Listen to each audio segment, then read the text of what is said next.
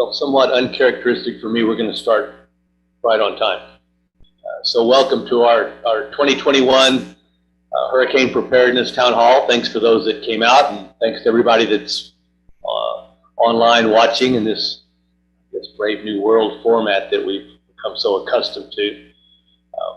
So I'd like to call Mayor Bouillon off to kind of start things with a brief just kind of welcome, and as long as you're here, please come up and just kick this thing off if you would. Don't look surprised. It's not like you've not done this before.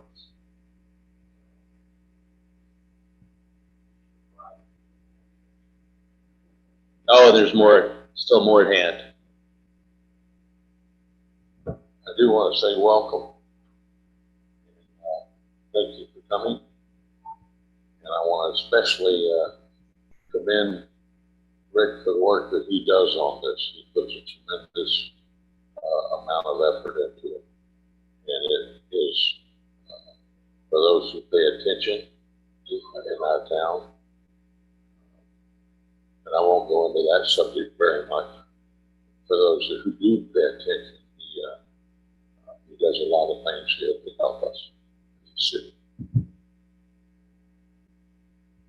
Well, thank you very much, Mayor. And it's, but I cannot and won't take credit for a lot of what he described, because there's a whole lot of people in here that are responsible for emergency management. And one of the best things about the Coastal Bend is how well we all work together. You know, our local emergency managers, county, state. Like I said, there's a lot of friends in here that I'll introduce here in a moment. And, but thank you, Mayor, for the kind words and the kickoff. So a couple of other introductions. City Manager David Parsons is there. For those that aren't in that viewing area, you can't see him, but trust me, he's there waving. Additionally, I have my assistant, part-time, mostly volunteer. That's right. But my assistant, Rob, retired Colonel Rob Maxim, thanks for helping me out. Covering the law enforcement side, we have Chief Scott Burrows, who's back there, obviously an instrumental part of the emergency management team. Our EMS Director, Ed Jimenez, is here, and each of these will have a little spot in this program. Our fire department leadership, we've got Adam Maldonado and Vinton. I saw just walked in, Vinton James, so thanks for being here representing the fire department. Also, I have Felix Trevino and Ricky Daly, who are here from TxDOT. They'll be talking a little bit about ferry operations. We have on the screen who is probably who most of you are here to actually see, and that's Melissa Huffman, who's our from the National Weather Service, and again, I'll introduce her again in a minute.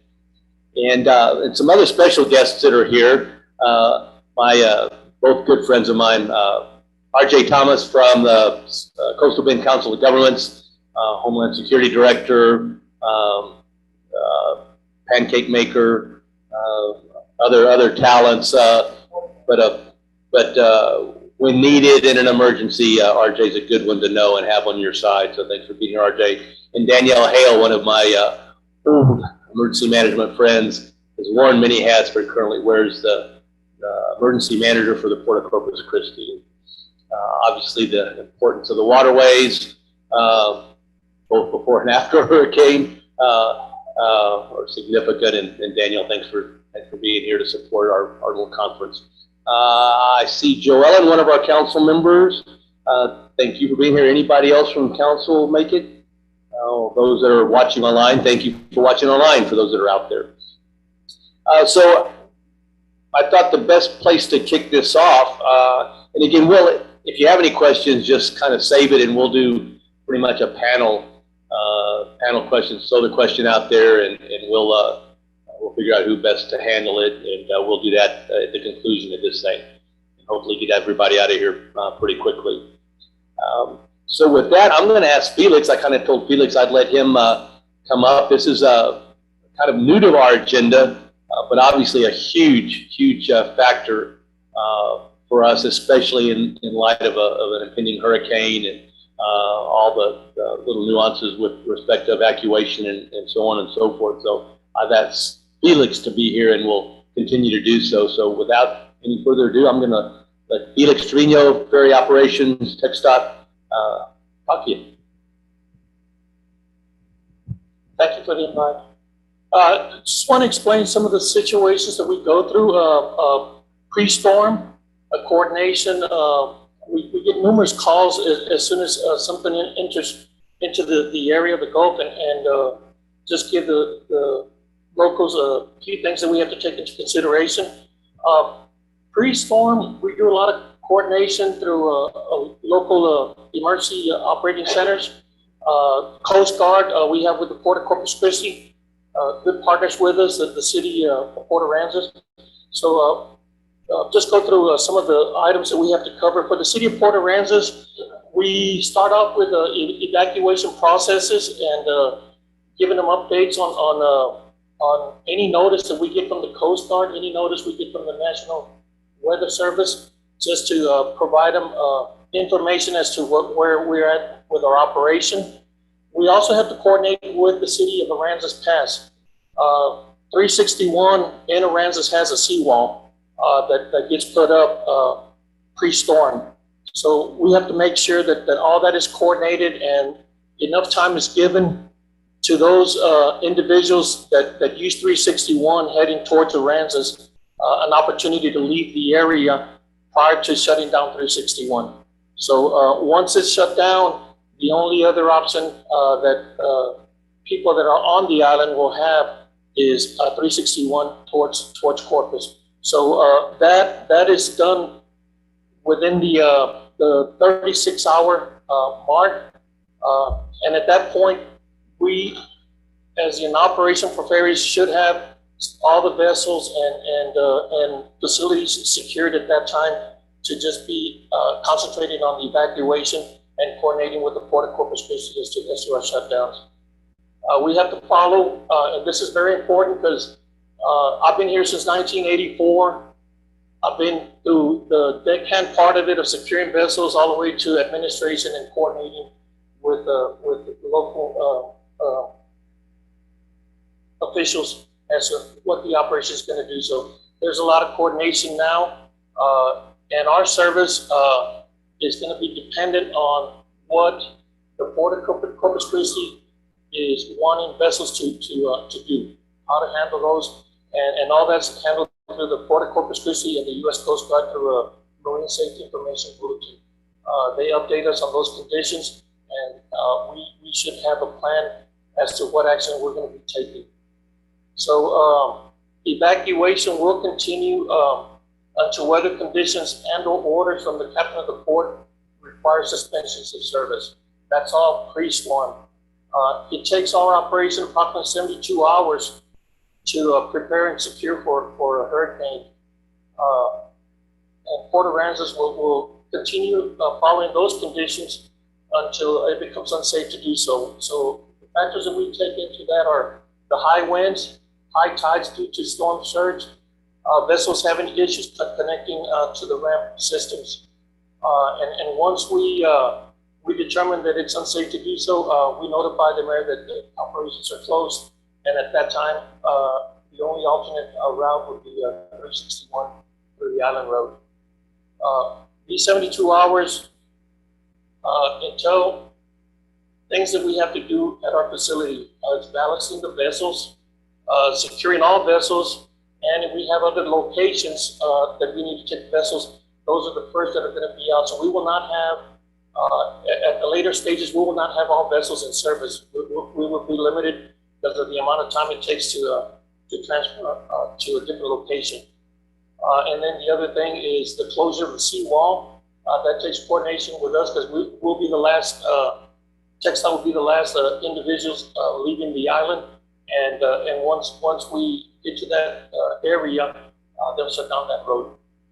So with that being said, that allows all employees time to get back to their homes and secure their homes and seek shelter somewhere else. Post-storm is done by a disaster recovery plan that we have set in place. It requires inspections of our facilities to make sure everything is operational, what we have available. At that time, we report that to TxDOT, our district office. In the meantime, TxDOT, the Bridge Division, and our road crews will be doing inspections of the roads and the bridges for erosion and scouring. Harbor Island to Aransas Pass has 5 bridges. All those have to be inspected prior to us opening the seawall. So that takes, it takes several hours depending on the crew availability and how they're gonna get there. So we will not open that seawall until everything has been inspected. We cannot open ferry operations until we submit documentation to the port that our facilities are operational, and we have to get permission from them because the port does surveys to the U.S. Army engineers, Corps of Engineers. So once they complete their surveys and we know that it is safe to do so, we submit the post-incident assessment checklist, and that's just documentation that's required for us to go back in service.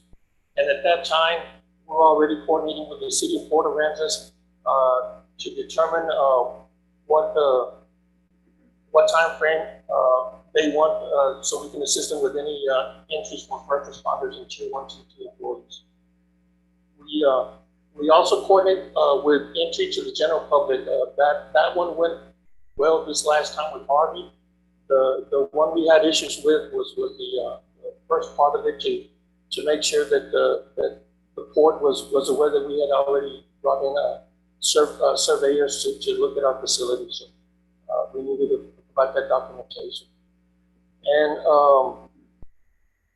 the only thing that I need to add is from the lessons learned through the times that we've had out there, we need to take into consideration during the hurricane season, we can have excessive visitors in the island, so we have to take that into consideration. Depending on the time of the day, the week, we'll have an increase of traffic.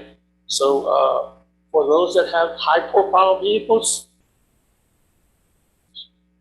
we've seen it before where they start having issues with the wind conditions. So I did want to address some of that issues that we've had in the past. Just an opportunity for them to be prior to those conditions arising, so they'll have less issues with it. And then for people that are living in RVs or moving large trailers, if they've been sitting for a while, they end up breaking down. So we've had a lot of issues where they've broken down while we're in service. That takes the vessel out of service automatically because we have to get a record. At that time, there's issues in getting records, so that there's a delay in repairing or removing that vehicle from the vessel. So a recommendation would be make sure that you have good maintenance on those vehicles to prevent flats or wheel bearing breakage or even axles. We've had vehicles break axles while they're on the staging line. And then last but not least, the communication. Communications has improved tremendously over the last few years with all the entities involved in this. We need to make sure that we continue communicating with each other, whether via email or phones, and just be transparent and let everybody know what situation we're in and what we need to be doing, and what organizations we have to continue operations. I'll hold out for questions. Great, Felix, and again, I can't emphasize, and it probably almost goes without saying how important our partnership with TxDOT, but for our discussion here in the ferry operations is, and we appreciate the close relationship we have and working with us. And as Felix said, it's a primary component of our evacuation when that's called upon, but also, like I said, on recovery and reentry, the ability for the ferries to shuttle resources and personnel back and forth, depending on the condition of the waterways, is a huge asset for us. So anyway, thank you guys for being here and what you do. If you want to stay, Felix, that's fine, but I put you on first because I know you guys still have a few people coming across that ferry. So feel free to, if you guys need to bug out, that's fine too. And so I want to go back to our, get back on track with with our city, different parts of our city leadership when it comes to emergency management. And I'd like Scott Burrows to come up, Chief Scott Burrows to come up and talk a little bit about hurricanes, emergency response in the face of a hurricane from a law enforcement perspective. Chief. Thanks, Rick. My name is Scott Burrows. I'm Chief of Police for the City of Port Aransas. We're in a unique situation right now because we're still recovering from Harvey. So our primary facility, which includes all the emergency communications for police, fire, EMS, locally and other responders coming in from around the state, are in a temporary building that is not as well fortified as our permanent structure. So it's quite likely that if there's a major storm, and maybe not as major as the last one, that there's going to be a period of time where communications with the emergency services is shut down, either by phone or by radio. So you'll probably have to be a little more diligent in paying attention this next couple of years until we get our facilities refortified and back up, because there's a good possibility that, not that we can't or we won't respond, but we may not be able to. We can't respond and you can't communicate with us. So just be aware of that. I think the single biggest issues that we need to be aware of is to have a plan. If you're going to evacuate, know where you're going to go. Make sure that those people are expecting you. And if you're going to shelter in place, to make sure that you're equipped to shelter in place for at least 2 or 3 days. If you do decide to shelter in place and there's a major storm, please contact somebody outside of the coastal bend region. Let them know where you're sheltering in place, how many people are in your group, where you're going to stay. We were able to build a database last time for Harvey to initiate search and rescue operations from Facebook. One of my sergeant's wives started a Facebook page, and we had, I don't remember the exact number, it was 80 something, 83, 87 people that rode out Harvey here in town, and that's where we started our search and rescue operations, because we had names and addresses and knew where to look for those particular people. I think the biggest thing to remember is that all the planning in the world is just that, planning. And we've learned our lesson that even though our plans are based on a 5-day response, that you can go from a tropical storm to a major hurricane in about 24 hours. So be prepared, pay attention to what's going on around you. If you have any questions, reach out and ask those questions early, because when the storm's rolling into town, we're not going to have the resources to be able to assist you like we can right now. Thank you for your time. Thank you, Chief. And I can tell you that after Hurricane Harvey, as devastating as it was, I think that Chief, your guys were rolling back in right at daybreak that following morning. So, with the cavalry, the other law enforcement support right behind you, I think. So, like I said, the guys aren't. Our law enforcement isn't very far behind, and they have a good plan, and you can rest assured that, like I said, they'll protect life and property, life being our priority and property secondary, but they're there. I want Ed Jimenez to come up a little bit and talk a little bit about EMS. Again, it's, obviously when, and we're going to talk more in detail about evacuations, but one of the important facts is that when an evacuation is called, and like I said, we'll talk more about how that happens, but you have to understand that the resources are limited, and both law enforcement, EMS, and our fire that you'll hear from in a little bit, they're going to be pretty busy. So, like I said, keep in mind that when your emergency management leadership, from the mayor on down, gives direction. It's made with a whole lot of information, a whole lot of situational awareness, and it's made not lightly. So like I said, heed those discussions, and you're going to hear that kind of throughout the rest of the evening. But with that, let me have Ed come up a little bit and talk about EMS, both before and after a hurricane. My name is Edward Jimenez, Ems Director. I'd like to say that when we have the impending storm coming through, that as far as EMS goes, we try to pay special attention to our special populations. Be surprised how many people call in from out of state and say, mother's down there, my grandfather's down there. Check on them. If you're having trouble communicating with them, please make contact and make sure they're going to get off the island or call me. So we do get dispatched with police and to check on our special populations, and we do. And the city does do a good job of keeping track of those who are homebound and need to make connections with regional operations that help to move those people out of the city. Touching on the mandatory evacuation, early on, yes, it's part of EMS operations to make sure that those special populations are make sure that they get moved and are accounted for. But at some point in mandatory evacuation, part of our process is asset protection. We need to make sure that we get our personnel and our fleet and all our medical supplies secured. We should get them loaded up and we distribute them across the region, pushing them inland to avoid them getting, as the storms move inland, losing all our assets in one place. So we need to make sure that they are accessible and ready to move back into the area as soon as things get cleared up. And I know what we found is even those that choose to shelter in place, or those that start to return back into service, we do see an increase in injury and illness for those people. These people that are trying to clear debris, they're trying to do some kind of work to start making some recovery efforts. But we see lacerations, we see broken bones, we see definitely increase in injury. And those are the illnesses who maybe left their medications in their home or are now inaccessible, find themselves without their high blood pressure medication, without critical things. And you have loss of power. You have people that are on oxygen generators that no longer have, they sleep with oxygen now. There's no power or there's no reserve oxygen. Also, those are things that we try to encourage those in the community that rely on those things. Either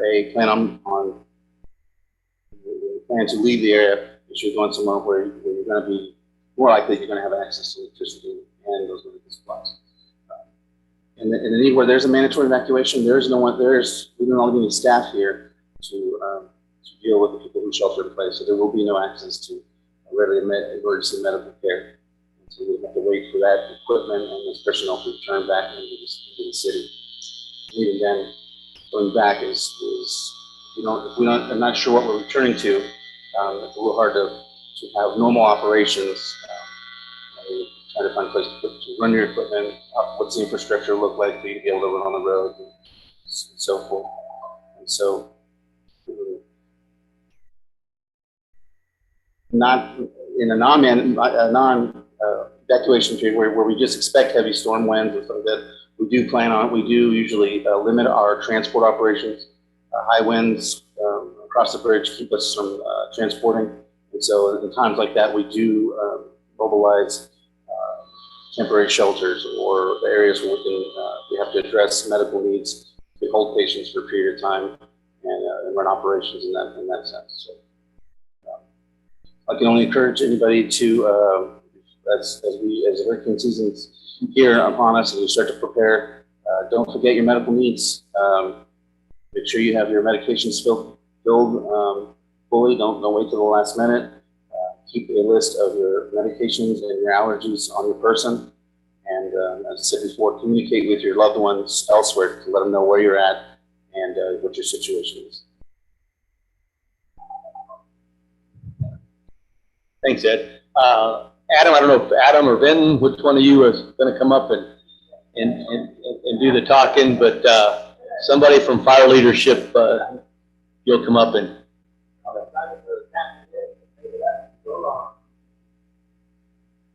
So before the hurricane comes, besides it, like the most firefighters be taking care of their houses and getting ready to leave town, the first priority is we actually have a plan to actually fly in some drivers to take the capital equipment off the island. Because that equipment is expensive and long lead time, and the fire station is in a low place where there's going to be flooding. So we can expect to have damage to vehicles if we leave them there. And we keep a few vehicles on the island and try to park them where they're not going to get flooded. However, during the hurricane, there's really no fire operations because there's hydrant water's turned off, electricity's probably gone, and the winds are so high that you're probably not going to be doing any operations anyway. But the hurricane is actually the shortest part of the whole problem. It's after the hurricane that the problems come up, and we're going to be out of power for could be weeks, could be a week before we get the water flowing again. So, and it takes a while to get the firefighters back at the island. So often we actually have a mutual aid come in, sometimes get from Dallas or Edinburgh or wherever, to actually serve as a fire department until we get back in the swing of things. And that usually coincides at, last time it was actually a couple of months, but it depends on how much damage we would have.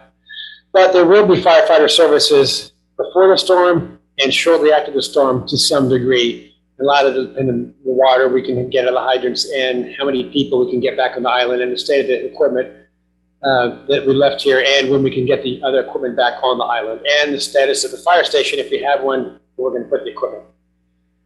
Other than that, it's just take it day by day and see how it goes during the storm. Well, we're going to hold you to it now. Get up. All right, so that's pretty much our different agencies that are involved. So I want to kind of bring it back around full circle now and really kind of talk you through how it all comes together.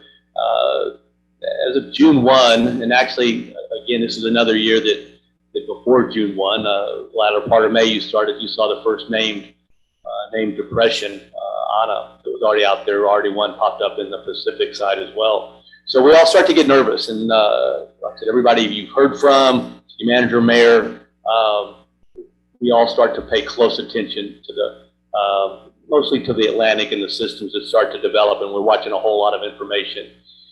But when that storm starts to pop up, and let's fast forward to when it really looks like it becomes a potential threat. They're all threats initially, and don't think that we're not watching them, but again, I want to just kind of fast forward to those that become an imminent threat, make it into the Gulf or headed that way.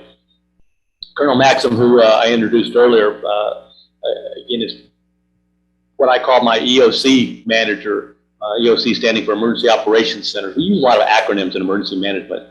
Some of the guys in the audience taught me a lot of them, and you learn a lot as you go. But Emergency Operations Center for us is pretty much kind of becomes the command center for activities in a disaster, not just hurricanes, but essentially anyone, but we're going to focus on hurricanes. So we'll activate that, which means we'll call all parties to, put them on notice that we are going to start having briefings and start to review our plans that have already been made and start to refine those and adjust accordingly. But we rely on a whole lot of situational information. A big part of that is going to come from our partners at the National Weather Service. Melissa Huffman, again, who I'll introduce here in a minute, will have the presentation for you to kind of wrap up the significant part of this. Is feeding us information almost literally minute by minute. Again, especially as the storm appears to be more prone to hit the center of the Texas coast. So we start meeting, we start doing as often as we need to. Start talking about what each of these different agencies have discussed to a certain degree, moving assets out of the way. Evacuation becomes a really big one that I'll segue here to in a minute, because to me that's probably one of our biggest components with respect to hurricane preparedness. But we'll meet and we'll start to plan on everything from boarding up of municipal buildings, making sure that our personnel have, our key personnel that'll be required to basically be here as we prepare for the hurricane, that their families are taken care of. Because that's another big part. It's hard to take care of the city if you haven't taken care of your family. And so that, again, those are things that we start to focus on, because it's always about life. Property is secondary. So in emergency management, it's always focusing on life safety. And everything we do has that at the very top of the priority. Stuff can be replaced, but but the life, and the human aspect is again our priority. So we'll meet, again, as often as we need to. Now, we also have a great partnership with both the county and the city of Corpus Christi, both of those obviously being big players and big partners when it comes to emergency management and necessary partners for us. And both of those entities have offered up their emergency operations center as our fallback position, because as things deteriorate and as weather gets bad, we need to get some of our decision makers and our leadership off the island to safer areas so they continue to make those decisions. And so both the county, their emergency operations center is open to us, and part of our leadership team will head there. Law enforcement has traditionally gone to the Corpus Christi Emergency Operations Center because of the partnerships there with their folks, and they graciously welcomed us with open arms, and it's worked well in the past. The Port Aransas is not a sheltering community, and that's important to note. We don't prepare shelters for a hurricane for what should be very obvious reasons, especially for those that still look around and almost 4 years later see the effects of Hurricane Harvey. We don't shelter. It's never our plan. We're an evacuation community. In the advance of a hurricane, we're asking people to leave. The question of when that happens, like I said, becomes a very difficult decision. Fortunately, that ultimately falls to the mayor of the city who makes that with consult of police, myself, all the other emergency management team, along with the county. The county judge, of course, ultimately is the highest elected official and ultimately has the authority over the entire county and could herself call for an evacuation. But historically, the county judge and the mayors have all worked very well together in making that collaborative decision. But I assure you, having been through Harvey with our mayor and city manager and the leadership team, it is a very, very difficult decision to make. But I think I can also speak for that same team that it will be made to err on the side of life safety. And if there's a question, we've learned, as Chief Burrows mentioned, about the intensification of a hurricane can happen very rapidly. And Harvey was one that caught everybody by surprise by how quickly it intensified. But again, the decision that was perhaps for a brief period of time questionable about an evacuation became very apparent was the right decision as Harvey intensified, and we were able to get a whole lot of people off the island well in advance of that. It was also mentioned high-profile vehicles. Let me tell you that it's very important that when the voluntary evacuations start to come, those don't come easily either. A voluntary evacuation means that we're worried and that we're going to start to take those preemptive efforts, again, for life safety reasons. So I can't emphasize enough heeding the direction of the city leadership and emergency management. If your high-profile vehicle is asked to evacuate RVs, boats, and trailers, please do so, because it does present a huge problem should they break down, should they clog up the ferry system, as Felix talked about. And we also have, and it's important to mention that it has become very apparent over the last year or so, the number of visitors and guests that we see, especially during the summer. And I just have to remind you that because of only a couple of ways off the island, that the mayor has the authority by ordinance to evacuate our short-term renters. Again, it's just simply because of the numbers. Again, another obviously component to a very difficult decision. But again, all of these things are made for the purpose of life safety. But when that notice to evacuate comes, like I said, we do ask that people take it seriously, and I think that because they did, we were able to not have a single fatality in Port Aransas as a result of Hurricane Harvey, and that's pretty amazing when you look at the devastation, the destruction. So with the evacuation, then, like I said, with that then comes the reentry, and again, I've got I introduced earlier my good friend Danielle Hale, who's the emergency manager for the port, but Danielle also has the distinction of being the author of the still existing hurricane reentry plan, and we still get questions regarding the reentry cards. Those went away a long time ago, and here's the main reason for that. The main reason is there's no way to get to Port Aransas without going across a TxDOT controlled or a county controlled road. So it didn't really matter what we said. We recognized, and Danielle recognized early on, that whatever reentry plan we had after a significant disaster such as a hurricane had to be a joint effort. And so we brought the county, the city of Corpus Christi, TxDOT, all the municipalities incorporated and unincorporated into the discussion, and came up with an agreed to region-wide reentry plan that has evolved over the years, but still revolves around the priority needs to come back. And I'll real briefly, and we're going to post this on the website, but it is a phased reentry plan, and it's a 4-tier system. Now, again, this is, when we say evacuation, this doesn't, the 4 tiers I'm going to talk about doesn't include the general population, because if you're under a mandatory evacuation, the general population, that essentially means that it's not safe. It's not safe, sanitary, or secure to re-enter the city. But there are some priorities that should start to be able to come back in.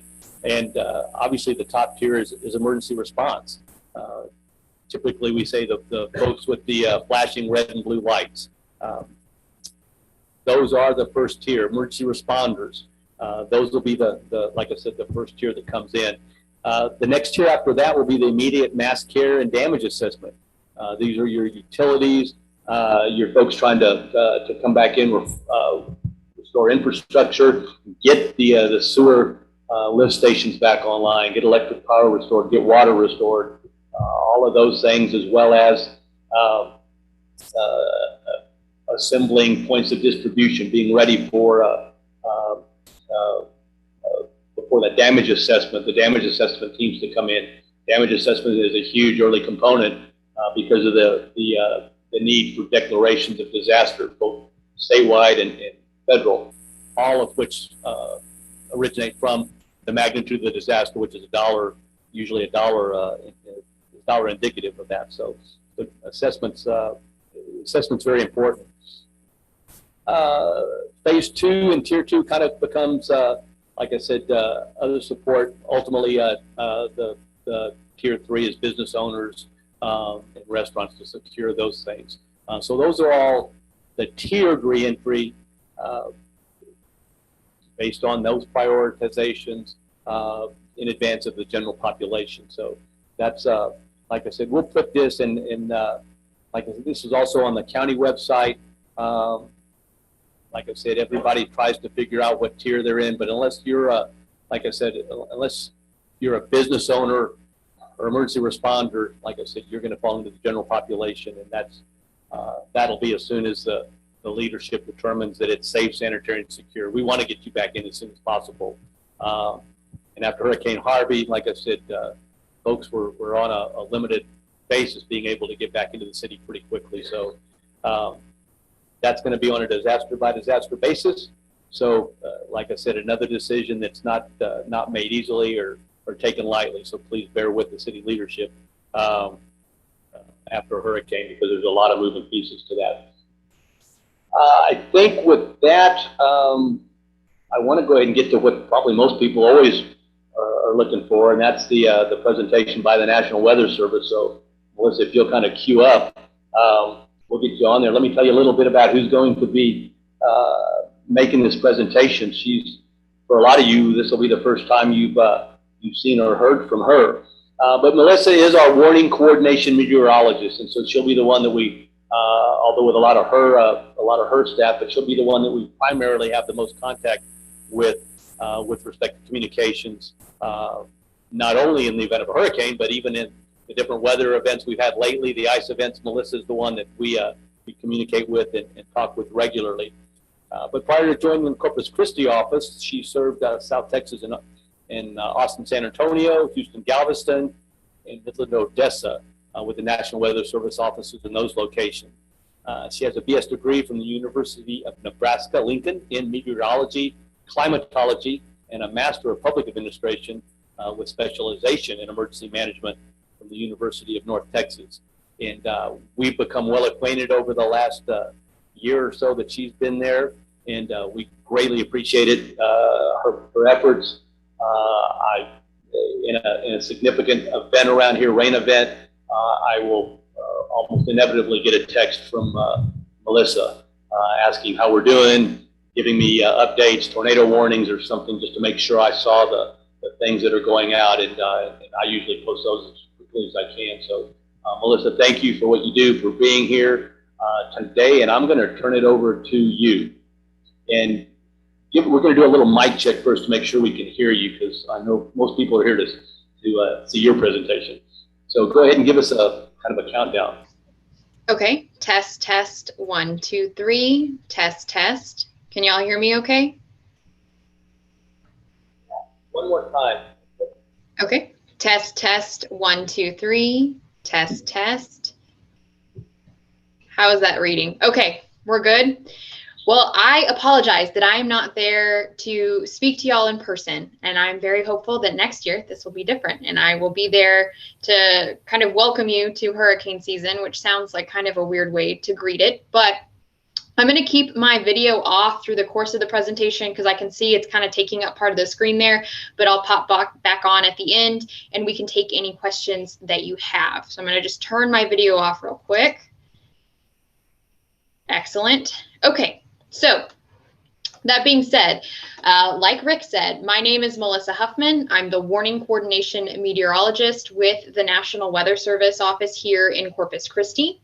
One of my roles is to interact with emergency management throughout the course of hurricane season to make sure that everyone is as informed as possible. But we also have lots of different programs that we do outside of just interacting with emergency managers and other local decision makers. Part of this presentation is within that program, is getting people ready for whatever season may be coming up. So if you're not familiar with the National Weather Service, I want to take a few moments to just introduce who we are. So the National Weather Service in Corpus Christi is the National Weather Service office that provides forecast services for Port Aransas. We don't just forecast for Port Aransas. We actually have 15 counties within South Texas that we provide forecast services for. So we go all the way up to Victoria, all the way out to Laredo. And then we actually have marine forecast services as well. So we cover all of the bays between Baffin Bay and Matagorda Bay, and we go out 60 nautical miles from there. So we have both land and water responsibilities. Because of those water responsibilities and our location along the Texas coast, we do also provide forecasting for tropical storms and hurricanes. And we do that, so I've got our Corpus Christi office circled there. We do that in coordination with the National Hurricane Center, which is located in Miami, Florida. Now, the National Hurricane Center, you can imagine being located in Miami, they are working out of what is effectively a bunker so that they can survive anything that comes their way from the Atlantic or the Gulf. Now, the image on the right here is a picture of two National Hurricane Center specialists, and these are two gentlemen that we actually interact with regularly throughout the hurricane season. So seated is Stacy Stewart, and standing behind him is John Cangelosi. And we have regular coordination calls with them throughout the season. And following those coordination calls, we coordinate with people like Rick to give them the latest on what's going on with the tropics. So the National Hurricane Center has a big picture perspective of the Atlantic Basin, which includes the Atlantic Ocean, the Gulf of Mexico, and the Caribbean. And what they do is they coordinate, issue, and communicate tropical cyclone warnings, forecasts, and outlooks. They do that in conjunction with our office here in Corpus Christi. And what we do out of the Corpus Christi office is really translate what that means for South Texas, both in terms of timing and of hazards, of impacts on how bad is bad for this system, whatever we're facing in South Texas.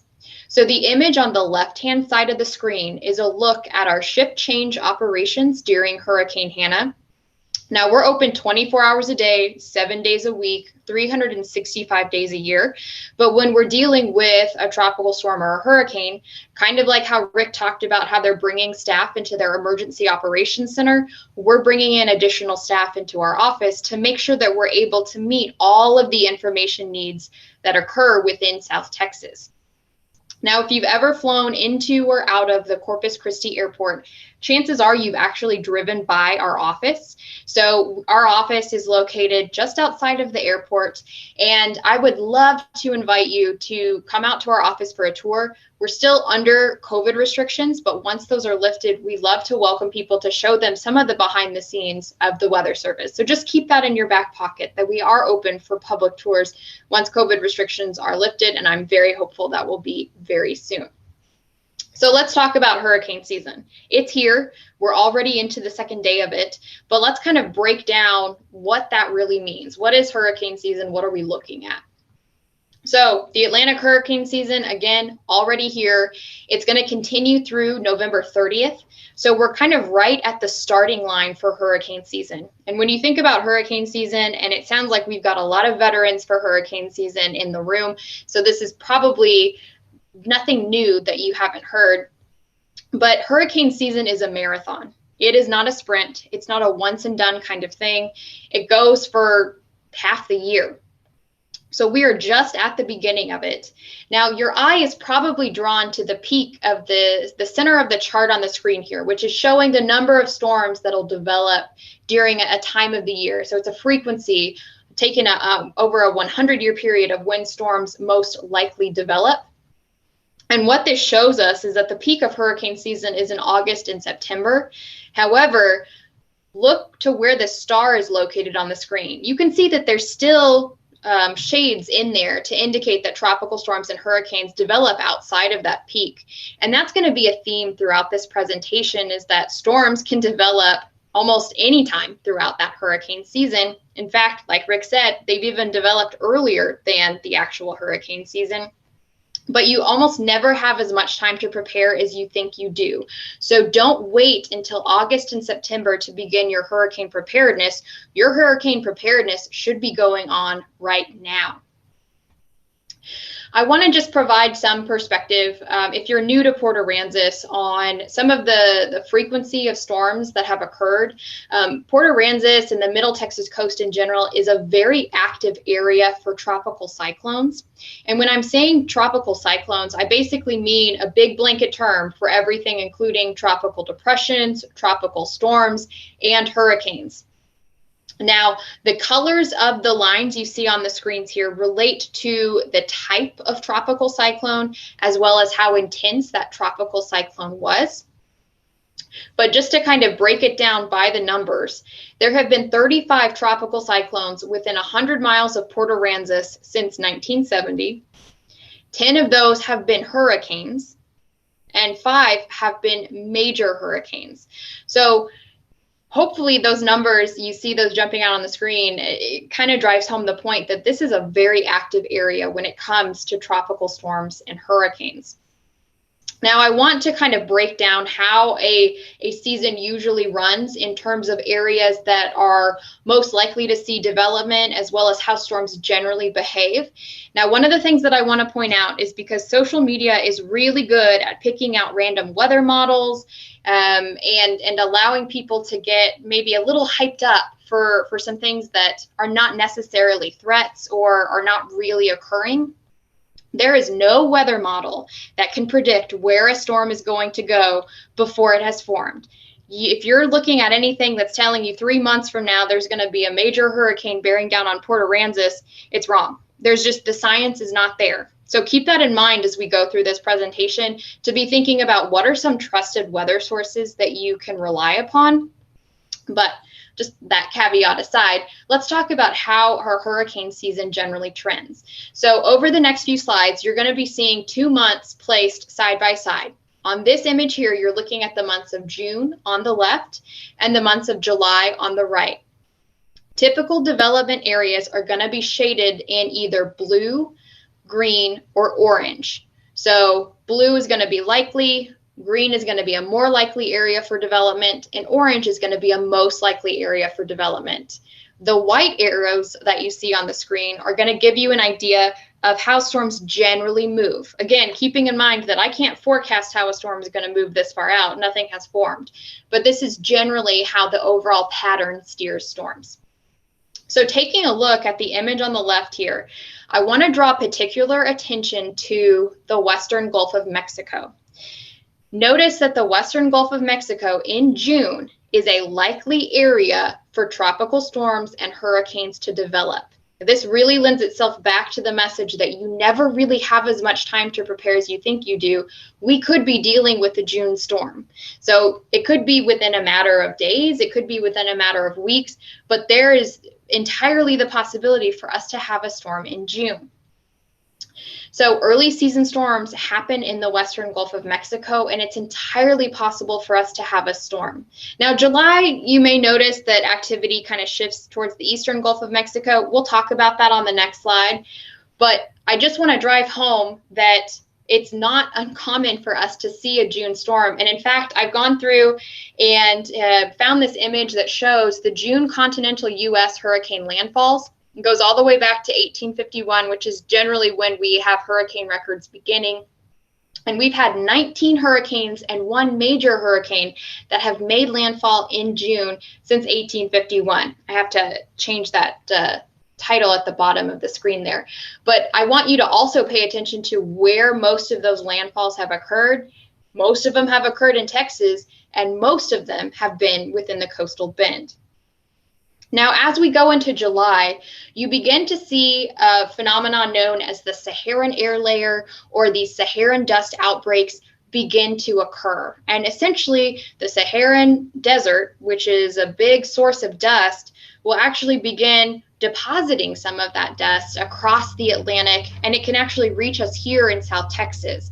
We actually had one of these events last year that resulted in some pretty significant air quality concerns. But basically, dust from the Saharan desert travels across the Atlantic each summer, and this is usually late June into July, and that's typically one of the reasons why we'll see a lull or a minimum in activity in the hurricane season. Now, it's not a guarantee, and it's not something that stops activity, because even though we had this dust last year, we still had Hurricane Hannah in late July. But it's just something to be aware of, that it can typically temper your season momentarily as those dust episodes occur.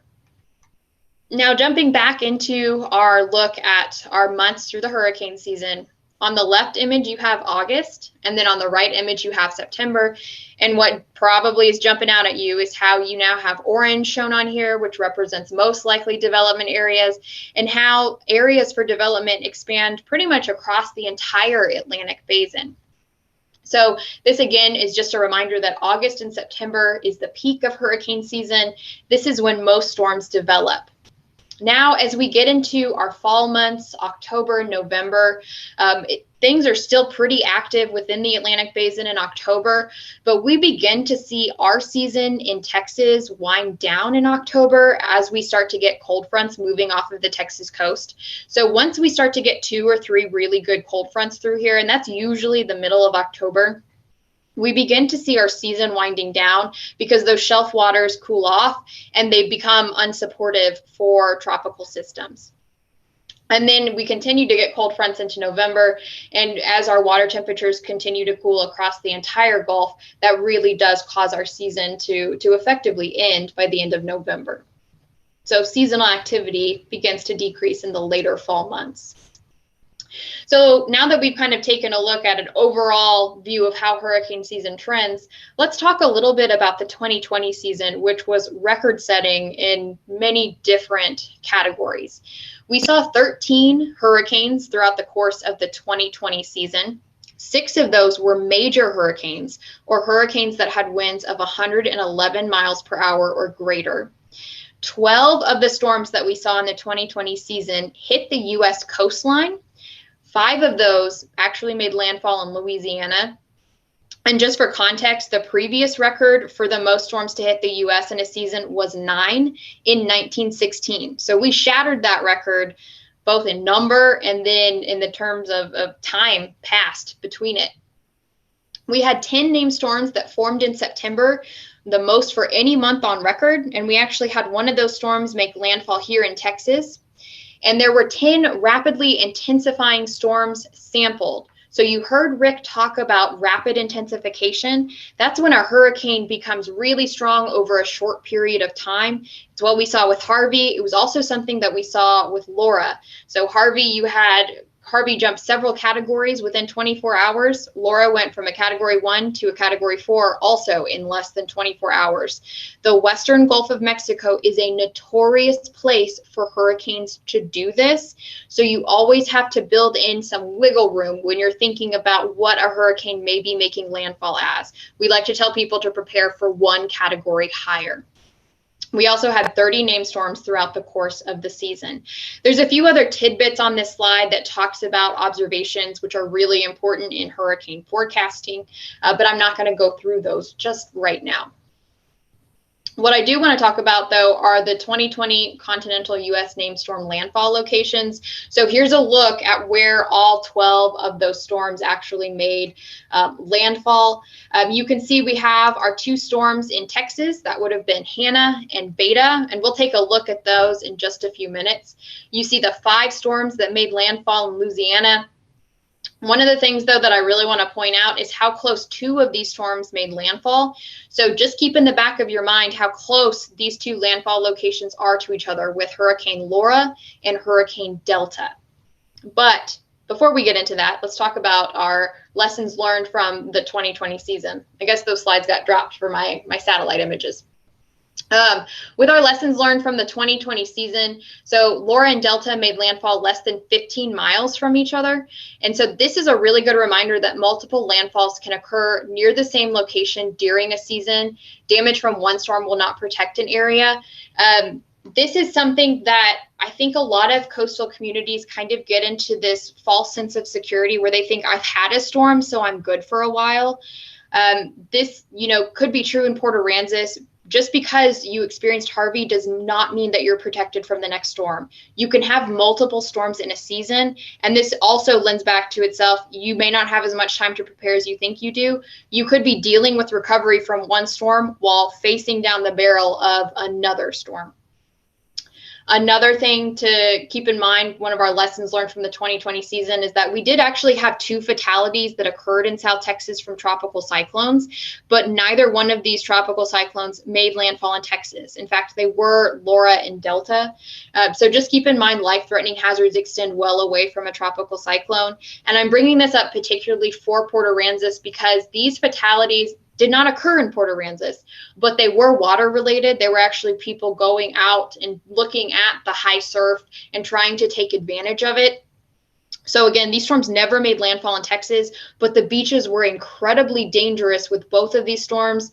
And in fact, Rick, I'm sure you remember there was coastal flooding in Port Aransas as both of these storms made landfall in Louisiana. So let's talk a little bit more about some of these hazards. I'm a really big believer that it's tough to prepare for a hurricane if you don't know what it can do. So let's try to break down some of the hazards that a hurricane can bring so that we really begin to think about how we can prepare ourselves, our homes, maybe even our businesses.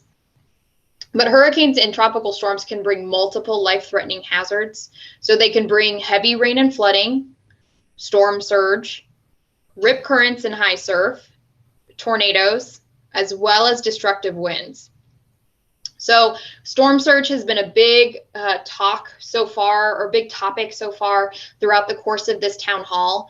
Your storm surge risk depends on ground elevation, and unfortunately for Port Aransas, you just don't have much elevation to work with. What you're looking at is this background image is a look at the maximum storm surge inundation that you would see from a Category 5 hurricane. So this is really the worst case scenario. Almost all of Port Aransas is shaded with storm surge values of greater than 9 feet above ground level. And you could see higher values than that, but keep in mind that you are in a very storm surge sensitive area. Rick talked a lot about evacuation.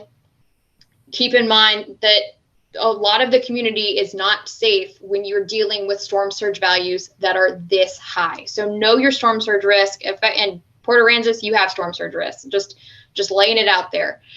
So keep that in mind as we go through the hurricane season. Be listening for terms that are related to storm surge and that rise in your water levels along the coast, like coastal flooding, like storm surge, so that you're really focusing in on those parts of the forecast. But what is storm surge? What are we talking about when we're talking about storm surge? Well, when we're talking about storm surge, we need a coastal storm. It could be a tropical storm. It could be a hurricane.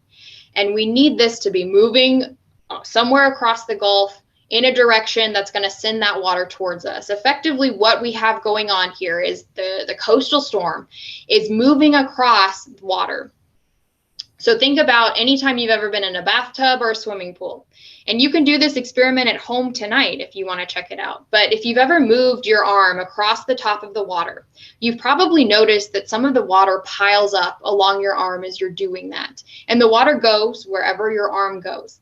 The same thing is happening when we have a tropical storm or a hurricane. Wherever that tropical storm or hurricane goes, it's pushing water with it. Now, unfortunately, when these storms move onto land, it's going to push that water with it. So storm surge is what happens when a storm pushes water onto land. So it's that abnormal rise in your tides. So living in a coastal community, you're probably really in tune with your water levels. So just keep in mind that when you hear people talking about storm surge, we're talking about water levels that are higher than what you're typically used to experiencing. Another thing to keep in mind with storm surge is that your water levels will usually begin rising well in advance of a storm. If you remember one of the most famous storm surge hurricanes that have occurred in Texas, which was Hurricane Ike, the water rose with Ike over a day in advance of Ike making landfall. So keep in mind, you can see the water so much sooner than you would the winds or the rain associated with a tropical storm or a hurricane. I didn't have a great map for this, so Rick, I apologize, but this is as zoomed in as I could get for the evacuation zones for Port Aransas, but the main takeaway from this image is that all of Port Aransas is in an evacuation zone. You heard Rick say this is not a sheltering community, this is an evacuation community, and I cannot stress enough to follow the guidance of your local officials. They are making these decisions with the best weather information that's available at the time. So again, please listen to your local officials when it comes to evacuations. One of the things that I want to point out when it comes to storm surge is not only is there this abnormal rise in your tides, but you also have large and destructive waves occurring on top of storm surge.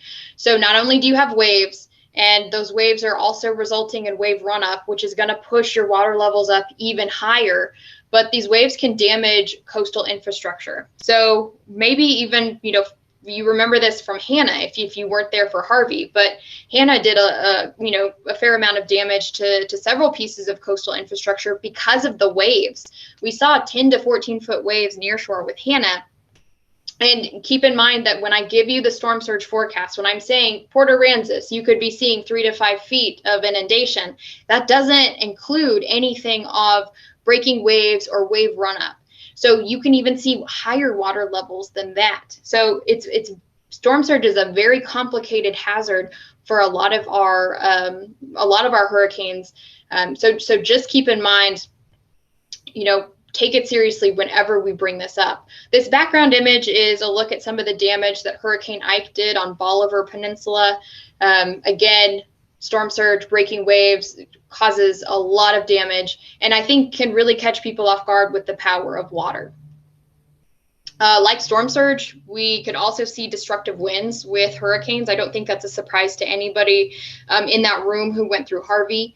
So destructive winds can cause structural damage, building collapses, as well as long duration power outages. So this is a look a little bit up the way at Rockport. So you can see you have almost complete collapse of the second floor of this home, considerable tree damage. I think this is the hazard that most people oftentimes associate with a tropical storm or hurricane are the winds with it. Now, we actually classify the damage potential of tropical storms and hurricanes using the Saffir-Simpson hurricane wind scale. This is just a scale for winds. So when we're talking about the category rating of a storm, it has nothing to do with storm surge or rainfall or tornadoes. It's all to do with the winds. But the way that the scale works is it's a 1 to 5 rating using the wind categories that we have assigned to provide an idea of how much damage may occur. So the higher the category number, the higher the damage potential.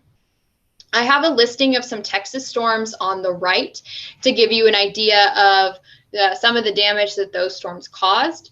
So from last year, Hurricane Hannah was a category 1. We had Ike in 2008, which was a category 2. That was a significant storm surge storm, but it was a category 2 hurricane. So keep in mind, again, category is not tied to your storm surge threat or any other hazard beyond wind.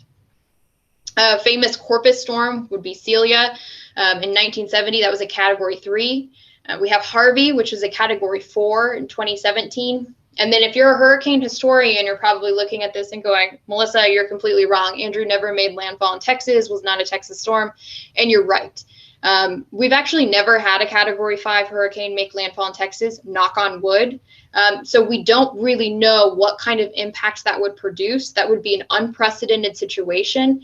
That would be a bad situation. It would be something that I cannot stress enough we would have to take very seriously. But this is a look at some of our mostly Texas storms as well as their assigned categories. This is a look at some of the wind gusts that we had during Harvey. This may be an image that some of you have seen before. I'm going to zoom in just a little bit more so we can actually see what's on the image, because I recognize the screen may not be as big as I would hope if I was in person. But what you can see here is there's a considerable spread of 115 to almost 140 mile per hour winds across Port Aransas from Hurricane Harvey. So if you went through Harvey, I think you have a pretty good understanding of the wind damage that a hurricane can produce. However, if you're new to Port Aransas, your hurricane of reference may be Hannah. And in Hannah, you saw maybe 50-mile-an-hour winds. So you didn't even really see hurricane force winds in Port Aransas from Hannah. So keep that in mind. There's going to be some personal bias that we have to overcome within the region as we go into the next hurricane season. So you can't ever over-prepare, but you can certainly under-prepare. So continue to take every storm seriously. Treat every storm as if it's a new experience. Don't fall into the trap of thinking that just because you've been through one, you've been through them all. And there's Port Aransas there with my animation.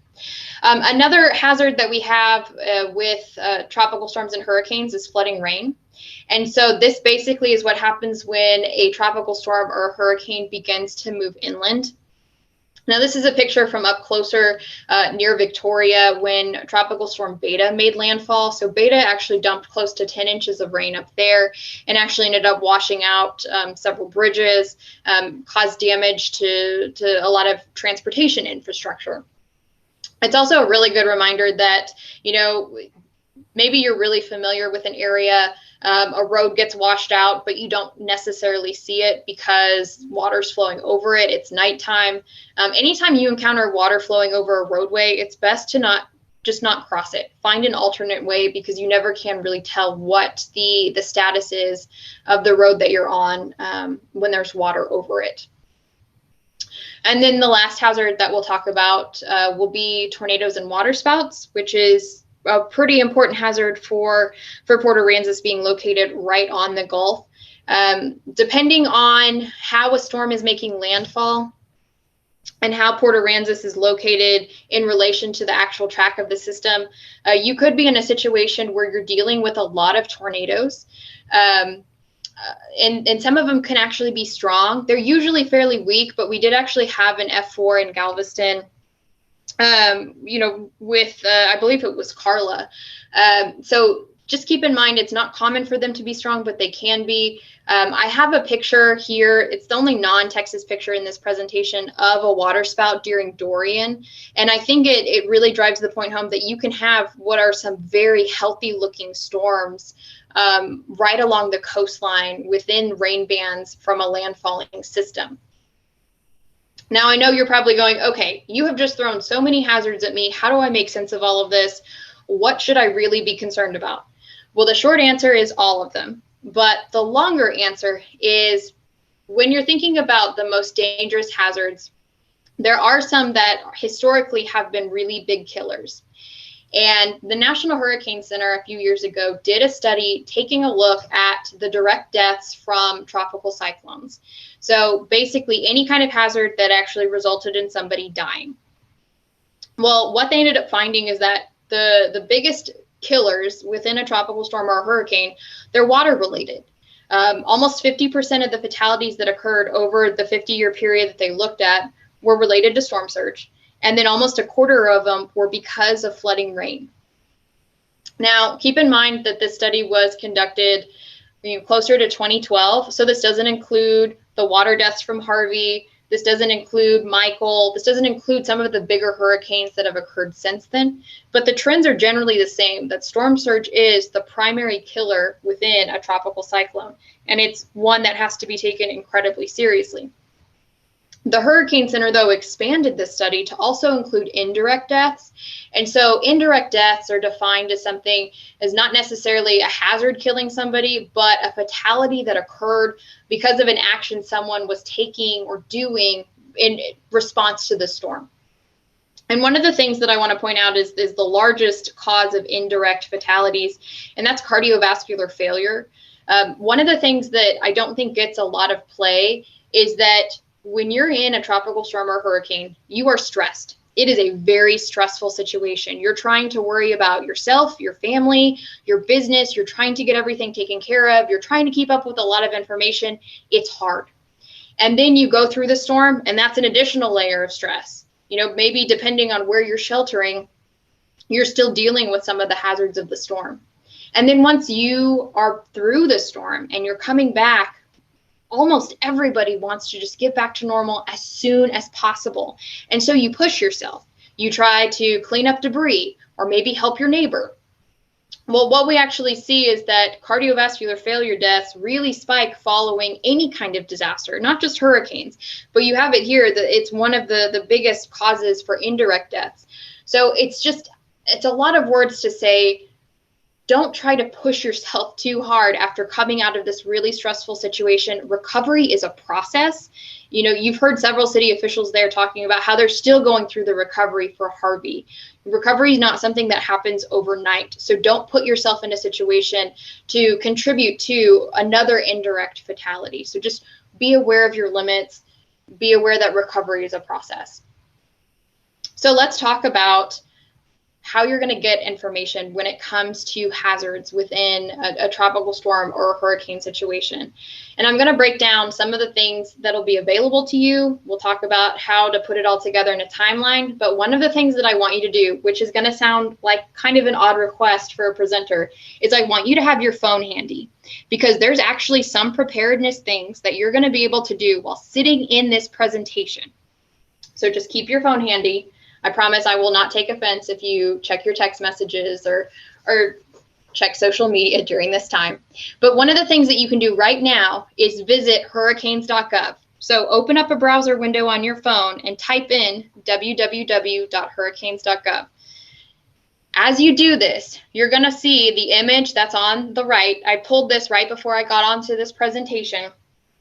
The image that is on the screen and that you'll see when you pull out your phone and visit hurricanes.gov is the 5-day graphical tropical weather outlook, or it may default to the 2-day. It comes in 2 flavors. But essentially what this will do is this is going to show you any area that's being monitored for potential tropical cyclone development over the next 2 days or the next 5 days, depending on the graphic that you're looking at. I want you to check this webpage every day throughout the season, because this is going to be that first indicator that there's something out there that you need to be paying attention to. Now, this is updated 4 times a day, and you can check it 4 times a day if that suits your fancy. If you're a night owl, they've got a 1 a.m. update. That's perfect for you.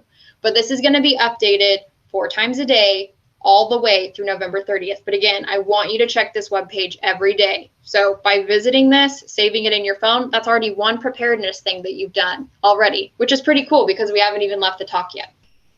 Now, this image here is called a forecast advisory image. So let's say we have a storm or we have a system, we're watching it, it continues to develop, and let's say it becomes a tropical storm or it becomes a hurricane. Well, then you'll begin to see this image, the forecast advisory image. And this is probably one of the most common images you'll see when we actually have a storm.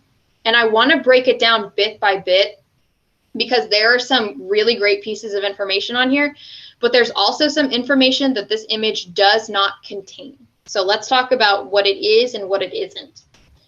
What you have on this image, starting from the left, we'll move from the left to the right.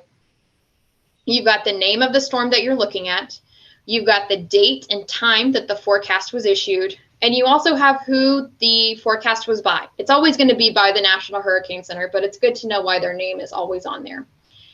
You'll also get current information for the center of the storm. So in this image, X marks the spot, but sometimes you'll see images where it's an orange filled in circle with a black dot. But that's marking where the center location of the storm is. You'll also have some lat long information about the maximum sustained winds. That's a 1 minute average that we use for tropical storms and hurricanes. You'll also have information about the storm movement. So where is it going and how fast is it moving? Another thing that's on there that I think is a really powerful tool is what the current wind extent is. This is going to give you an idea of what the current size of either the tropical storm force winds are or the hurricane force winds. Now keep that in your back pocket because we're going to talk about it again in a minute. There's also forecast positions, so you'll have an idea of where the center of the storm is expected to be at an approximate time. Now the letters on the dots are going to indicate what the forecast wind speeds are for the storm at that point in time. So you'll be able to get a sense of if it's forecast to be a tropical depression, a tropical storm, a hurricane, or a major hurricane.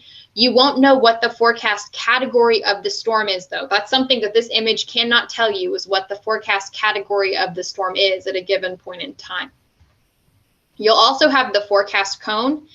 Now, to be perfectly honest, I think this is probably the most misinterpreted part of this whole image.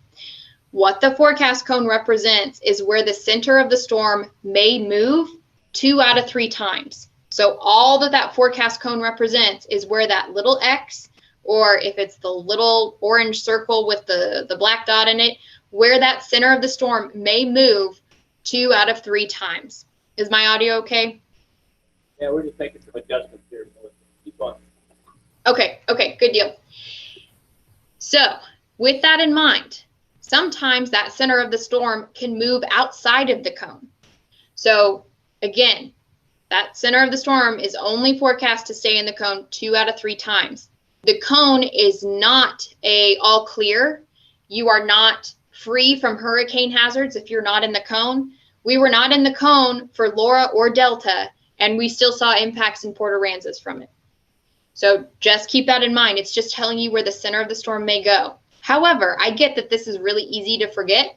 So there is a black bar at the top of all of these images that tell you that the cone contains the probable path of the storm center, but does not show the size of the storm.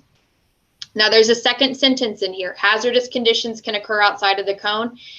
Another way that you can remember that the cone is just for the storm center and not the actual storm, it doesn't give you any information about the size of the storm.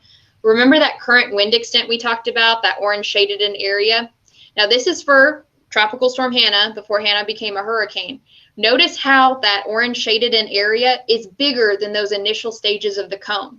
So already parts of the Gulf were experiencing tropical storm force winds outside of that cone area. So again, just a reminder, the forecast cone is just where the center of the storm may move. The final thing that we'll talk about here are current watches and warnings. These will be for coastal areas. So if Port Aransas is under a hurricane watch, warning, tropical storm watch or warning, you'll be able to infer it from this this map. It'll be shaded in on here. Now, if you have friends or family farther inland, you're not going to be able to get that information from this image.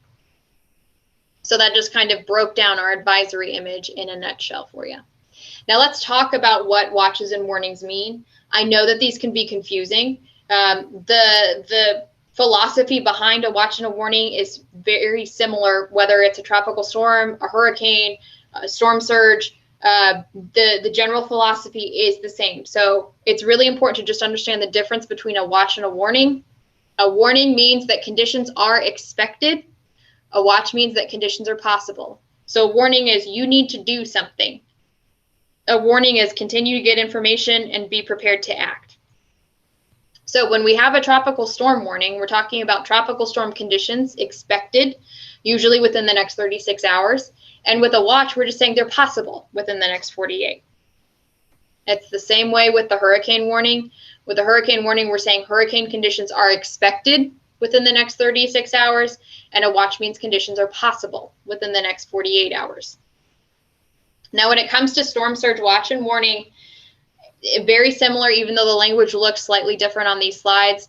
When we're talking about a storm surge warning, we're talking about the danger of life-threatening inundation from rising water moving inland from the shoreline, generally within 36 hours. Again, cannot stress enough, promptly follow evacuation and other instructions from local officials. Really be listening to Rick and his team when they're giving you information about what to do during a hurricane. The storm surge watch just means possibility of life-threatening inundation, generally within 48 hours. What do I mean by life-threatening inundation? When I'm saying life-threatening inundation, I'm usually referring to storm surge inundation of greater than 3 feet above ground level. That's usually what our initial cutoff is for when things become life-threatening. The final warning that we'll talk about is the extreme wind warning. And so this is for sustained winds of 115 miles per hour or greater. This is usually associated with the eye wall of a hurricane. And in fact, there was an extreme wind warning issued for Port Aransas when Harvey made landfall. In fact, that was the last time that an extreme wind warning has been issued in Texas. So you may even have familiarity with that. Now, before we move off of this slide, your hurricane warning, your storm surge warning, and your extreme wind warning will all alarm on your phone if you have your wireless emergency alerts enabled. So that's the second preparedness thing that you can do right now if you still have your phone out, is to check to see if that is enabled on your phone. If you have an iPhone, that's going to be under the settings for your phone. You're going to check notifications and scroll all the way to the bottom.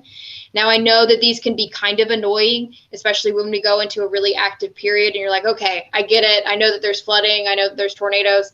Keep this on throughout the course of hurricane season, because we can have storms develop close to the coast and intensify very quickly. So iPhone users, make sure you have that turned on. Android, Google, it'll also be under your settings, but it's a slightly different process to get it set up. I am not a Best Buy technician, and I wish I could walk you through that process. If you Google it, you'll be able to find how to check it, but please make sure before you leave this presentation that your wireless emergency alerts are enabled. Now, how will you know when things are getting bad? So hopefully the last few slides have told you the National Weather Service issues watches and warnings to highlight areas and times in which conditions may be or are life-threatening. So to just put it all together, days before landfall, you can be checking the tropical weather outlook and the forecast advisories. Those were the two images we saw at the beginning. When we get closer to landfall, so about 48 hours, that's when our hurricane watches, tropical storm watches, or storm surge watches will be posted. Remember, the watch means conditions are possible. When we get to about 36 hours before landfall, that's when our watches get upgraded to warnings. That means conditions are imminent or occurring. Those conditions are expected to happen within a given area. Then when we get into within a few hours of landfall, that's when you'll begin to see those extreme wind warnings, tornado warnings, flash flood warnings come out. And then those tornado and flash flood warnings will likely continue after landfall as well.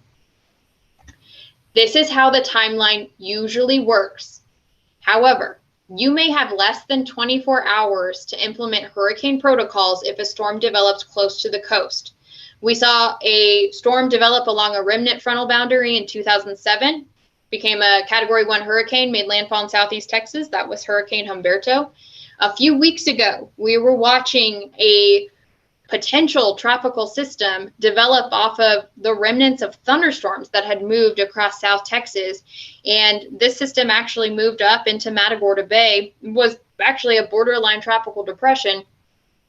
So we already know that conditions are favorable for these systems to form.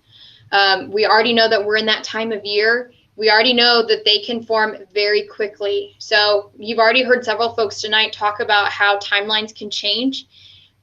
Yeah, timelines can change. You could have less than 24 hours notice for a system to develop and move inland. That's why I want to make sure that you have those wireless emergency alerts enabled on your phone. So again, that second preparedness thing that you can do right now, please make sure that those are enabled before you leave this talk. So let's talk about some other things that you can do, because you've already got 2 preparedness things knocked off of your preparedness list for this season, which is awesome. So register for local alerts and warnings. Make sure you're connected with your community. How are you going to get information? Do you follow the local newspaper? Are you connected with Rick and his team? How are you going to get information throughout the storm? Do you know the National Weather Service's webpage? You know about hurricanes.gov, but we also have weather.gov/Corpus Christi, which I'll show you on the next slide. But make sure you know how you're going to get information. Now, be thinking about how to stock up and protect and do it. So buy needed materials and perform protective property maintenance. When you're thinking about needed materials, if you went through the winter storm and had power outages, if you lost water, what did you do to get through that? Because you may be dealing with a similar situation following a hurricane. The only difference is that it's going to be really hot outside versus really cold. So you may already have a good idea of how to prepare for extended issues without what we deem to be necessities. Also begin to collect and safeguard critical documents. I've actually had a few people tell me that they've started putting these on the cloud so that they're not worried about hauling around hard copies. Now, this isn't going to work for all documents, but I thought it was actually a really neat way to make sure that they had one less thing to worry about going into the season. And then also make sure that you know your evacuation route. We've already heard folks tonight talking about what those evacuation routes are, where you're going to go, and pack a go bag. I have a go bag packed just so I can come and crash in the office whenever I need to. It's, you know, just be thinking about throwing a few clothes, toiletries, whatever you need in a bag, so that when an evacuation is called, it's not a mad dash, because the sooner you can get out, the less time you're going to be spending sitting in evacuation traffic. So where to find weather information. This is going to be your third preparedness action you can take before you leave the talk today. So hurricanes.gov, we've already talked about this, so hopefully you have that in your phone. And then weather.gov/CRP or weather.gov/Corpus Christi, that is our local National Weather Service office's webpage. Whenever we have a storm, we will be posting storm-specific information for South Texas on this webpage. This is also where you can get the latest forecast information for Port Aransas or wherever else you're interested in the coastal bend. So make sure your third preparedness thing is you know how to visit weather.gov/CRP and that you save that on your phone. So what can you do during a storm? Well, follow local guidance. Make sure you're listening to Rick, whatever local officials are putting out. If you're Port Aransas is an evacuation community. So if you're sheltering, just outside of Port Aransas or wherever you're sheltering and you're still in the path of any kind of hurricane hazards, what we tell people is to run from the waves, hide from the wind. So if you're sheltering, but you're still in a place where you're contending with hurricane force winds, you're going to want to stay away from windows. If you're moving about during the storm, keep in mind that flooding will likely be going on. And so you're going to want to avoid any kind of flooded areas.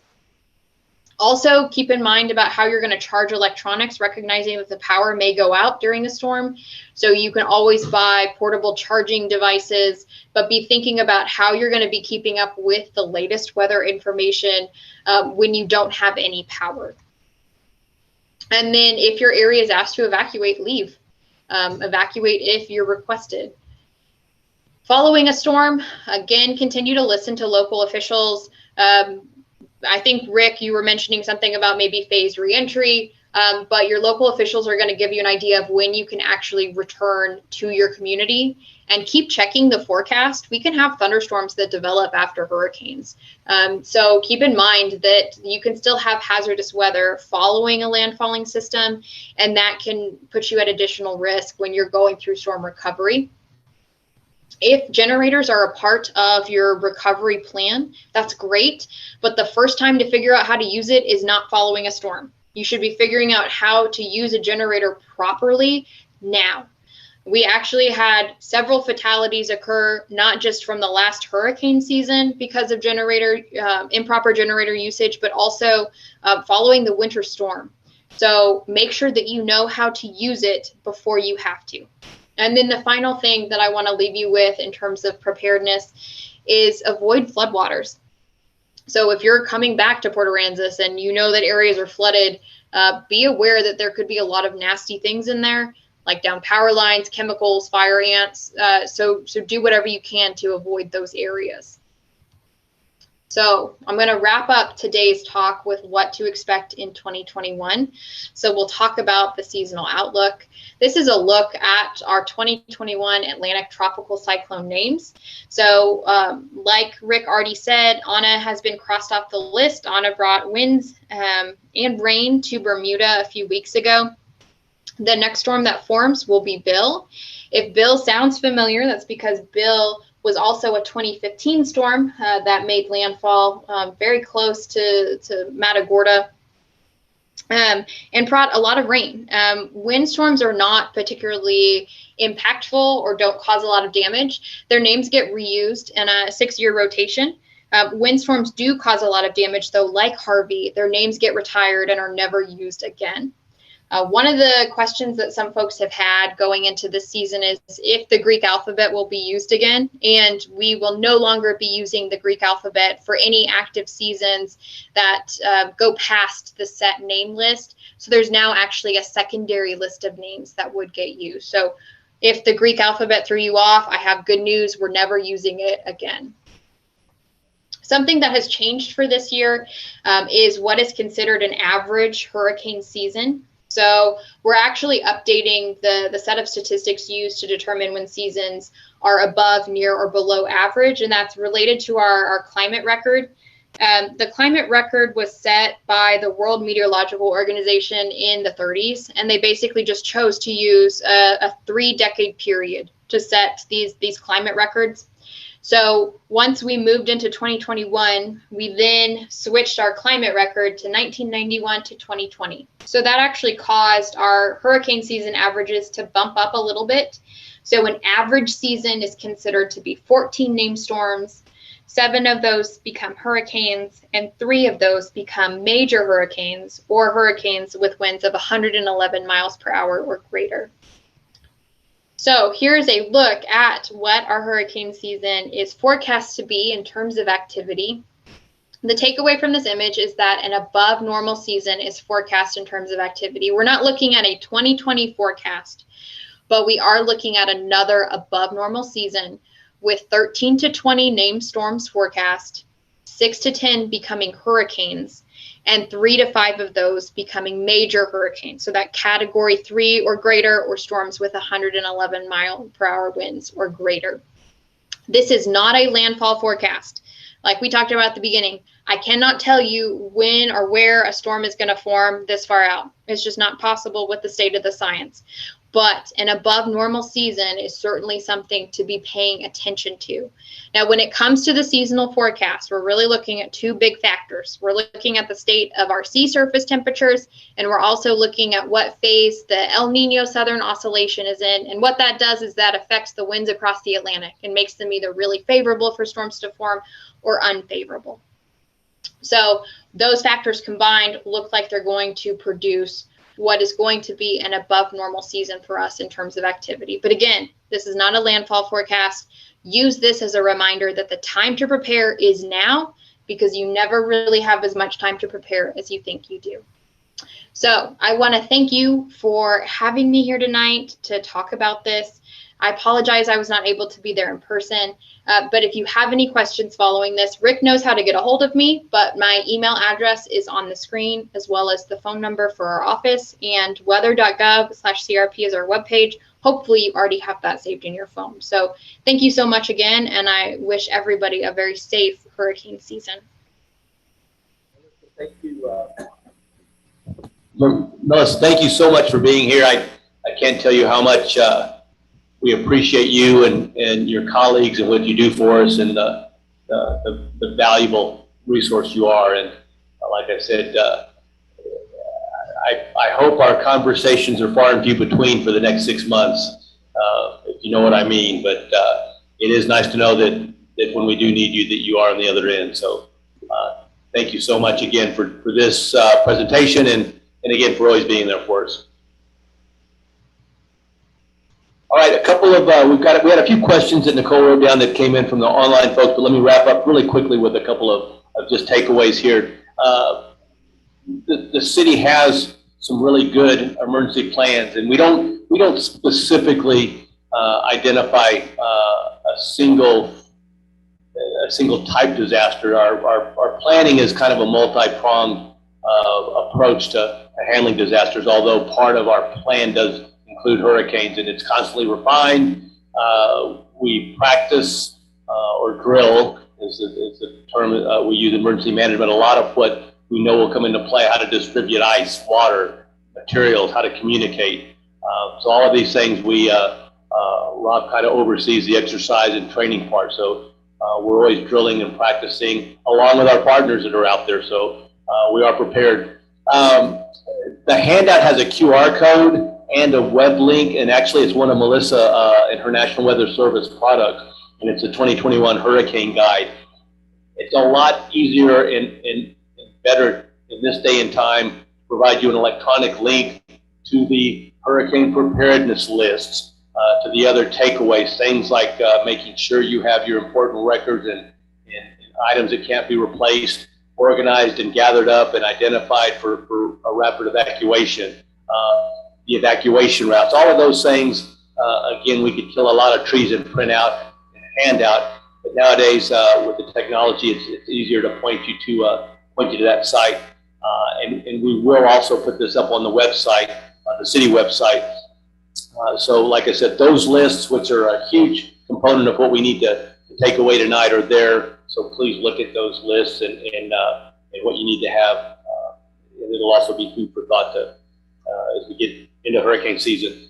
Information, Melissa talked about it. So our two primary means of getting information out to you regarding evacuations and other preparation, as well as the response and recovery aspects of a hurricane, are our alert system, Coastal Bend Coordinated Alert Network, CBCAN. The link, if you're not already part of that, is on our front page of our website. Just go to that, CBCAN. It's an easy sign up. It also allows you to opt into a couple of other segments of notification, city notices if you choose to. You automatically, once you sign up, do get the weather alerts. So be mindful of that, but it also is our primary means of getting information out. It comes via cell, text message, and email, although we have the capability of actually doing a call out, an actual robocall, which we've never done before, but we can. Our secondary method is the South Jetty, our local paper. We have partnered with them. They are in agreement to get information out to their social media networks. And we also have a website, a Facebook website that was established after Hurricane Harvey that has seen a little use, but Nicole and I have talked, we're going to try to make that more viable because we know just a significant amount of the population is on Facebook, so we'll try to utilize that as well. So those are our primary means of local communications, local issues. Weather events, again, your weather service, your news, your paper, wherever you get your news, just be mindful of that and watch the weather. With that, the questions I have here, let's see. Okay, let me grab these real quick, and then any of those from the audience. So do you have a backup plan for emergency communications? Yes. One of the takeaways from Hurricane Harvey was some of our communication systems that we had that we anticipated to be redundant did not work. And so we do have the satellite-based communication system, the same system that the county has. Daniel, you have an MSAT, right? The port, all the DPS troopers, I think our district leadership in the DPS, Texas Department of Emergency Management, all have these devices. They're tried and tested, battle tested, and so we do have that. So we should be able to phone home no matter how bad the disaster is. These are case-based. We'll keep them with us, so we should be able to do that. So that's our backup for communications. Okay, just the one. So that's, and like I said, as long as we can phone out, then that gives us the capability of asking for more help. So yes, we do. So your question. Oh.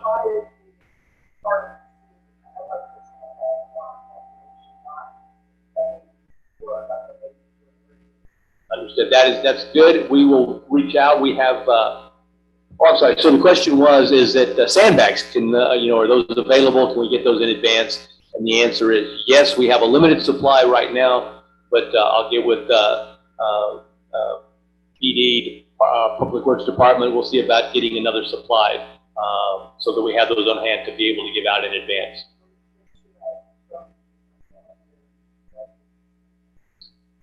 So from City Hall, with respect to requesting sandbags, we will limit those, like I said, right now, if you want them immediately. If not, like I said, within the next, I'll make arrangements immediately within the next few weeks. We should probably have a supply to be able to resupply what we have. We have a pretty good amount right now. So anybody that does want those, come in and get like I said, we'll limit those to per individual, but we have enough, I think, to get people started. So you're actually in the EOC, so it is repurposed. It becomes the command center. Like I said, for as long as we can safely stay here making decisions, and then we'll split up. Like I said, some of us will remain here, but we'll relocate that because of the need for information and decisions. We'll relocate some of our leadership team off the island. Any other questions? Again, thank you for being here. Thank you for being online watching. I know we have a few people. Like I said, we always hope for the best when it comes to hurricane season, but we plan for the worst. And a lot of us in here have seen it, have seen the worst. So like I said, we just try to keep getting better at what we do, but we've got a great team. And like I said, I can't emphasize the regional support and how close we all are in emergency management. I guarantee you the significant emergency managers, all of the emergency managers and partners we have each other on speed dial. And a lot gets done that way besides the other more formal channels of asking for help. But again, please pay attention to the season. Again, I think Melissa has mentioned it. It has become kind of the mantra over the years. Although it may be a slightly overactive season, it only takes one. So it doesn't matter whether there's 15 hurricanes projected for the year or just 2. It's the one hurricane that we worry about, because like I said, it only takes one. So again, thank you. We'll conclude. If you have any questions, please give our office a call anytime. Thanks, Mike.